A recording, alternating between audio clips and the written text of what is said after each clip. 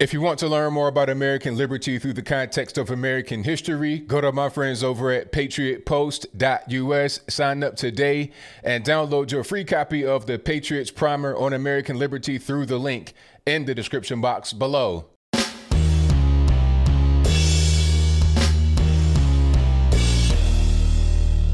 How's everybody doing? My name is Anthony Brian Logan, and today we got to talk about Bill de Blasio threatening to lock up Jewish mourners after a funeral of a rabbi in New York City. Now, this story is really interesting, and I got a few other stories that have happened in New York to compare it to, so you kind of understand what's going on. But let me start from the beginning so you understand what's happening right now. Rabbi Chaim Mertz, if I said that wrong, I'm sorry, but I'm doing my best here. He died, and there was a big funeral procession for him in New York. I'm thinking like 400, 500, 600 Hasidic Jews. All of them got on the all black with the hats. You know how they look. They're all out there in New York mourning at the funeral, outside, not doing any kind of social distancing, whatever you want to call it. Okay, they're shoulder to shoulder, elbow to elbow. They're packed in tight like sardines. Now, as you can see in the video, most of them did have on masks, but I guess it didn't really matter too much. Now, here comes Bill de Blasio saying, I got a tip that there was a funeral going on. We can't have this. You guys are not obeying social distancing. If anybody's gathering in large groups, they might get arrested. They might get summoned.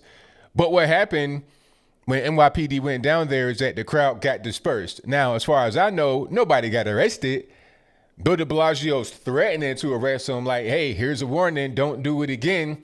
But will they actually be arrested if they do it again? I don't think so. You're talking about Hasidic Jews in New York? No way, Jose. It ain't going to happen. Don't they have their own police force up there? You might mess around and get Bill de Blasio arrested. That ain't going to happen.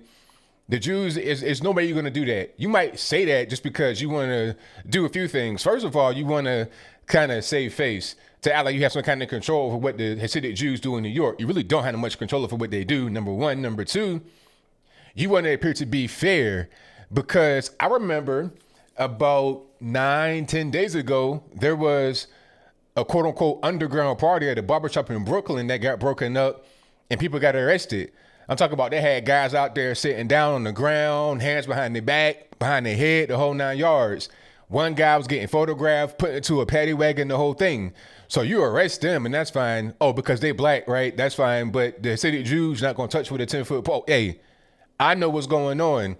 I'm not saying it's any kind of racism, but I think Bill de Blasio, they know who to mess with. They're not going to mess with the Jews at all. Like I said, they could go out there and say, we're threatening to arrest them. We're threatening to give them summons, but they're not really going to do it. And beyond just the Hasidic Jew thing, it was too many of them. What you going to do? Arrest like 400 or 500 Jews?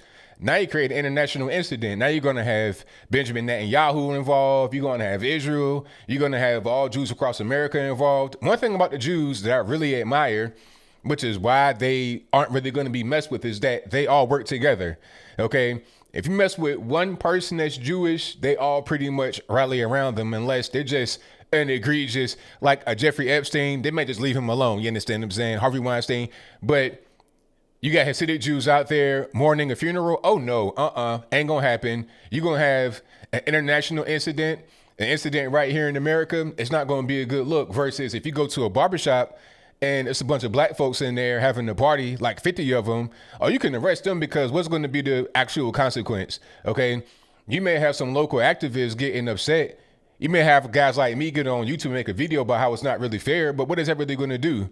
You got to have the total population all over the world come together and do something, come together and speak out, come together and flex their power, and you got to be able to get into power positions to be able to make things happen. I hear all the time on the internet, the Jew did this, the Jew did that. But really, I feel like it's a lot of jealousy and some hatred. You got to admire people for being able to come together and work together like that. Whether you think what they're doing is right or wrong is irrelevant. The whole point is that they work together and get things accomplished, which is what they were able to do up here in New York. They're not doing any kind of social distancing and none of that kind of stuff. It's not going to happen. it's just not the reality of the situation. And I think beyond them, beyond the funeral, New Yorkers in general are tired of the whole shutdown thing. I was seeing a bunch of people out there looking at the Blue Angels in New York. Some of them had no PPE, gloves, masks, or whatever, but they were still elbow to elbow. Now, I thought you had to do the distancing thing as well, not just the mask and the protective gear, but also social distancing. So I guess we threw it out the window because it's just an event. Bill de Blasio said that he would not arrest any kind of onlookers, for the whole Blue Angels thing. And the Blue Angels thing, by the way, was to commemorate those that have died in the fight against COVID-19. I got to add another thing in here that is on my mind, has been on my mind for a minute. The death rate in New York City being very high. What's really going on? I saw a nurse practitioner talk about this, and I'll link to that video on my website. I can't link it here because they might try to, flag for abuse and spam and misleading information, but you got to see that video. It was really eye-opening what she said about how New York, they are treating this illness differently than other cities and states are across the nation and across the world. Okay. They're not necessarily doing the correct things, which is probably leading to the higher death rate. I would presume that you have a dense population that kind of packed like sardines. That could be leading to the death rate. But Tokyo, Japan is the same way, ain't it? And it's right there off the coast of China. So what's really going on? That's not a loosely populated city. They're kind of elbow to elbow too. But you got like 30, 40 million people in Tokyo. I don't really know, but I'll move on. My whole point is that there are other densely populated areas all over the world that don't have the same problems in New York City is having. I feel like there's something going on with the medical system there. You already have kind of bad hospitals in New York City from what I've been able to gather, from what I've been able to read.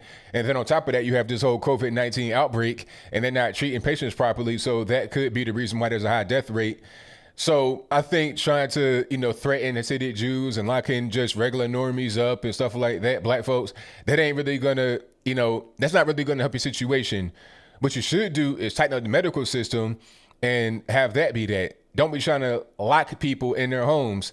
And I saw a thing that allegedly could have come from Bill Barr talking about, this is kind of like house arrest. What's really going on? People didn't commit a crime.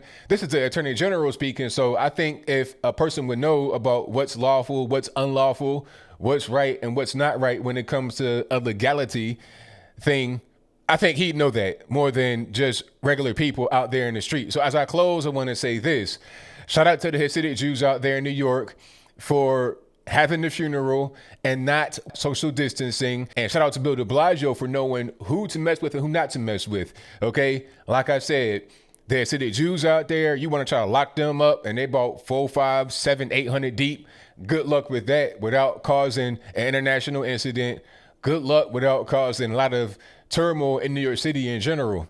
Okay. Good luck. But like I said, you go to a barbershop, beauty salon, it's like 40 people in there having the party, or you can just arrest them, throw them in the paddy wagon, ain't no big deal, because what's going to be the consequence from other people, not just those that are in the barbershop having the party.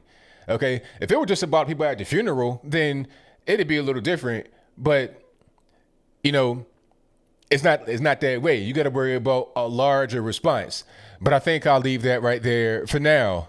And what say you? Is there a certain level of awareness that people like Bill de Blasio and, of course, New York City, the government, the police have towards certain communities of people? You can mess with some, but you can't mess with everybody. Do you think that I'm right about my assertion? How do you feel about this whole thing, stay at home, social distancing? Is it going to last much longer?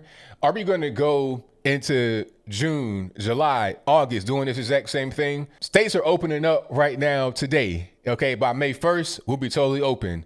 Restaurants open, barbershops, beauty salons, whatever, they're going to be open. But certain states and cities are not going to be open. What's going to happen to them? Like I said about Atlanta, Georgia, Keisha Lance Bottoms, the mayor says, hey, we don't want to open up. We're not going to open up. Okay, then how about East Point, College Park, Lithonia, Stone Mound, Alpharetta, Marietta? How about them, the surrounding cities that are not Atlanta? Because contrary to popular belief, Atlanta is not really that big. It's like 600,000 in the city limits, but then the metro area is what makes all the population. It's like 4.55 million in the metro. Okay, all the other cities and whatnot that surround the core of Atlanta. Okay, what if they open up and Atlanta doesn't? All you're going to have are monies being diverted away from the core out to the outskirts. It'd be the same way everywhere else you go. And then at a certain point, people that are in these places that have businesses are going to be like, all right, let's not do this anymore. People are going to open their shops. They're going to start running businesses, and you can't have the police go everywhere. And at a certain point, even the police are not going to be enforcing some of these rules. Where I live, the police ain't really enforcing nothing. You can pretty much do what you want. That's just really what's going on. All right. You don't have to wear no mask or nothing. You pretty much can do what you want. People are tired of it. They're ready to get back to normal. But whatever your thoughts are, please let me know in the comments below. And that's all I got to say for this video. If you like what you heard, please comment, rate, share, and subscribe. Peace.